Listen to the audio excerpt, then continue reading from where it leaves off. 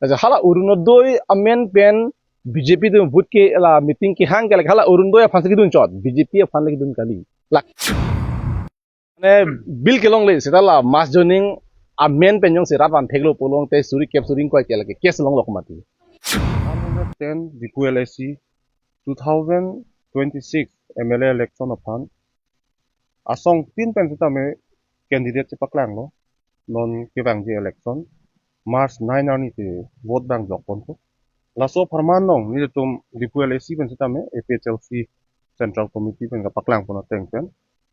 APHLC ni tum amai pu marlo alang lagi no IAS retire jai kathar alang ni ni tum di LSC pen bangke kepate pon ko lasinon laso kacepatia prang pen nilitum di LSC pen kaceparai pontang lapen Central Youth Wing lapen constituency truck di LSC yang tang long nilitum kaceparai pon ateng ti non kevangji ni phaing koira po arni adap por phai cap pen nilitum di pen langhinan bike car auto rally bang kan nilitum sejeng ponto lasuarni pharo agari motor se tame dui lapen APHLC song pen rat aphan ka pachini kang tung lalo nangli tum sitame lasom are lialong nang chitongun pe dia phan athima non laso election lake ilitum election jongjong la pugali ilitum a constitution lape itum along le phelang lape ilitum a sakuri pencheng lok itum kachilong thu thai dia phan APHLC song pen ningkan ner ke paprang pen ilitum ki hang bom asin non hala so por nangkele lo putin ilitum kroy pon pa melo atin non APHLC song pen aka prek ke mati alliance a party pen alliance congress APHLC alliance a candidate pusipulo la pen aka prek ke di LSC yang kanglong bangke memucot hek mucot a candidate la pen ituma khai phana tang ki ponji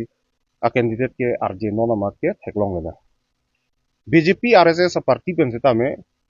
nisoterang pi pusin ilitum arjulong lo alang li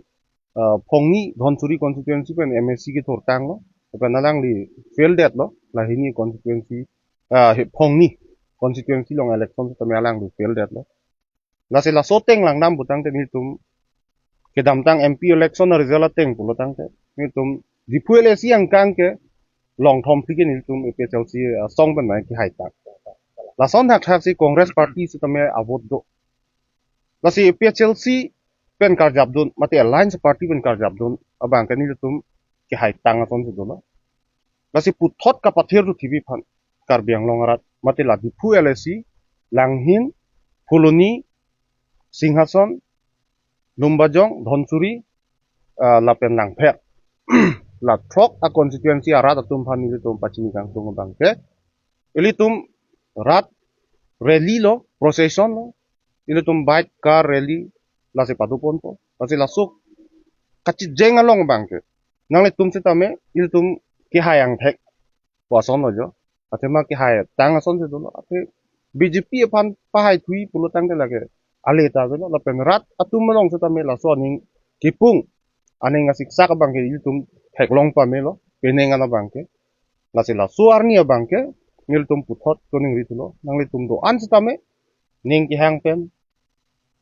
kapahai je phan nanglitum phan nang che tongun pet pen so mei long na che tong ni phan tu ngiltum puthot pachini tulo lahan lo non ke alliance sabang ke therapy milo lasi nilitum dak dipu homosti pen mangke tumasar jai kathar fansi tiket bangke long lo mate mithang masi ar jablo lage lasi non kwangji taring kora pho lawang so areli bangke lake jointly si kamklempo congress long ke dua songja po song tidum do ans tami birtanang peleyat lo hala suarni bangke nitum to ong dung pen nitum tamen na chitong nipo lape non bangke itumong bangke party siget aning kan si itum kengkam chi orang po lalo polo bangte ilitum BJP RSS pan itum peremun po si alang ta birtanang pelelo kana bang salam ka hoklo lasi non kibangji taring kora po homosti throk inglong ara doana phan lapen ge adu kave karbiang lo mangching hono tuman